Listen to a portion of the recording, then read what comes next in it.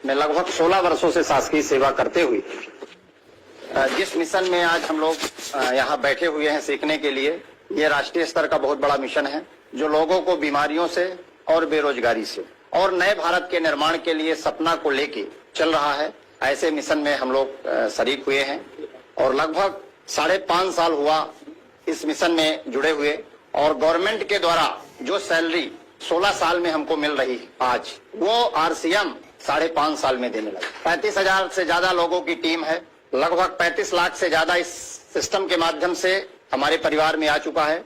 मायने नहीं रखता कि हमको क्या मिलता है मायने रखता है, अब प्रश्न ये उठता है कि एक डॉक्टर क्यों कर रहा है, क्या जरूरत पड़ी, हमको RCM ने क्या दिया। थोड़ी अपना हम बैकग्राउंड बताएंगे। पहले हमको लोग सिमरिया एरिया के जानते थे, रीवा में हमारी क्लिनिक है, वहां के कुछ लोग जानते थे। सिमरिया में चूंकि एरिया है, 16 साल से हम वहां हैं, तो लगभग उस एरिया के जो भी गांव है सब जानते हैं। लेकिन बिहार वाला हमको नहीं जानता था, पहले जानता रहा होगा, जम्मू वाला नहीं जानता था, आसाम वाला नहीं जानता था, उत्तराखंड उत्तरांचल वाले नहीं जानते थे, बिजराघव वाले यहाँ वाले लोग हमको नहीं जानते थे। पहले जानते थे क्या? लेकिन आज हिंदुस्तान में ऐसा कोई राज्य नहीं है, कोई ऐसा स्टेट नहीं है जहां डॉक्टर के गौतम को लोग ना जानते। यह इस अभियान के कारण हुआ है, न कि डॉक्टरी के कारण। यहां भी कोई डॉक्टर होगा लेकिन रीवा वाले उसको नहीं जानते। रीवा में बहुत अच्छे अच्छे डॉक्टर हैं लेकिन बिजराघौगढ़ वाले लोग नहीं जानते। तो डॉक्टरी का एक अलग दायरा होता है, एक अलग स्थान होता है जहां पर एक विशेष एरिया में लोग जानते हैं। अब जब कोई बीमार होता है तो हम डॉक्टर के पास जाते हैं इलाज कराने, और डॉक्टर फीस लेता है और दवाई लिख देता है, फिर बोलता है 5 दिन बाद आना, और दवाई अगर सूट करी तो कुछ और बढ़ा देता है, नहीं करी तो कुछ दवाइयां चेंज कर देते हैं। अगर शुरू में 500 रुपए फीस लगी हो, दोबारा 200-250 रुपए में ऐसा होता है, ऐसा होता है ना। तो डॉक्टर मतलब इलाज करता है, ये नहीं बताता कि ये जो बीमारी आपको हुई है वो क्यों हुई है, कोई बताता है? अगर बीपी हो गई तो डॉक्टर नहीं बताएगा कि बीपी क्यों हुई। अगर शुगर किसी को है तो कोई डॉक्टर ये बताने को तैयार नहीं है कि शुगर हुई क्यों, थायराइड हुई क्यों, कैंसर क्यों हुआ, पेट की बीमारी क्यों हो रही है, पाइल्स बवासीर भगंदर क्यों हो रहा है, महिलाओं में समस्याएं क्यों आ रही हैं, ये कोई बताने को तैयार नहीं है। क्यों? क्योंकि एक बार अगर हम बता देंगे तो वो मर्ज वाला फिर दोबारा मरीज हमारे पास नहीं आएगा। पहले हम भी नहीं बताते थे, कोई मरीज आता था तो तकलीफ पूछते थे, दवाई लिख देते थे। 200-250 मरीज रोज देखना है, अगर हम एक एक मरीज को उसकी बीमारी का कारण बताने लगेंगे तो हम मरीज नहीं देख पाएंगे। तो डॉक्टर अपना काम करता है, इलाज लिखा, फीस लिया, दवाई लिखा, जांच लिखा और छुट्टी। लेकिन अब हम ये बता रहे हैं कि ये आखिर में बीमारियां हो क्यों रही हैं। हमारे बताने से अगर किसी के घर से आज दवाइयों का खर्चा इतना ज्यादा हो गया है, 5,000, 6,000, 10,000 रुपए हर घर में दवाइयों में जा रहा है। कोई नागपुर भाग रहा है, कोई जबलपुर भाग रहा है, कोई बॉम्बे जा रहा है, बस लगी हुई है, यहाँ बस चलती है नागपुर के लिए। नागपुर कोई दर्शन करने नहीं जाता, नागपुर कोई पर्यटक स्थल नहीं है। यहाँ से बस में जाते हैं तो उसमें सारे मरीज रहते हैं और उसके परिजन रहते हैं, और इसके बाद भी नागपुर जाने के बाद भी समाधान नहीं मिल रहा। डॉक्टर कहते हैं थायराइड हो गई तो आपकी ये 25 mg की गोली जिंदगी भर चलेगी, जब तक आप जियोगे तब तक चलेगी। अगर शुगर हो गया तो मेटफॉर्मिन की गोली आपको खाना ही पड़ेगा, फिर मेटफॉर्मिन कुछ दिन बाद काम नहीं करेगी, फिर ग्लिमेप्राइड के साथ लेना पड़ेगा, फिर ग्लिमेप्राइड भी नहीं काम करेगी तो पायोग्लिटाजोन, बोल्गीबोस, एकारबोस ऐसी दवाइयां साथ में मिला के देंगे।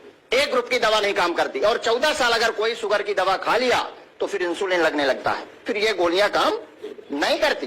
पहले बंदूक जो आती थी तो उसमें देखते थे कि उसको कंडा वगैरह उसमें भर के और फिर वो बंदूक बनाते थे, फिर गोली वाली आ गई, अब पिस्टन आने लगे, अब 56 राउंड की गोलियां आने लगी हैं। तो पहले जो होता था अब समय चेंज हो गया है, इसलिए दवाइयों का भी असर धीरे धीरे अब कम हो रहा है। एक दवा जब काम नहीं करती तो दूसरी डॉक्टर बदल देता है।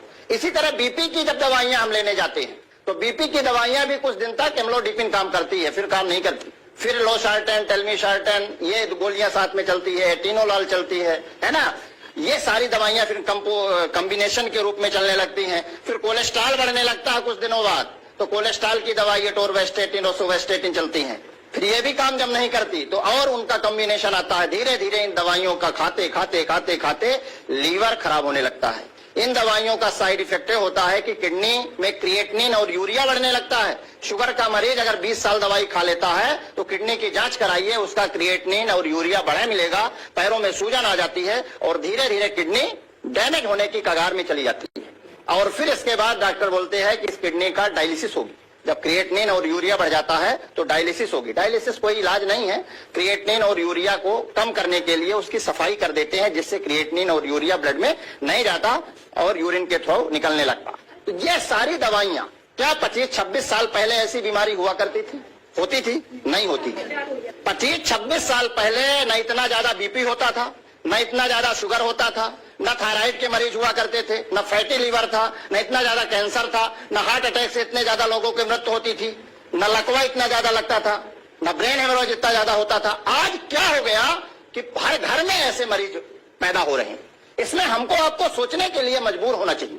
अगर हम आप नहीं सोच रहे हैं तो मतलब कहीं ना कहीं हमारे अंदर कमी है, उसको हमको ठीक करने की जरूरत है। पहले के लोगों की लाइफ स्टाइल, पहले के लोगों की दिनचर्या, पहले के लोगों का खान पान अलग था।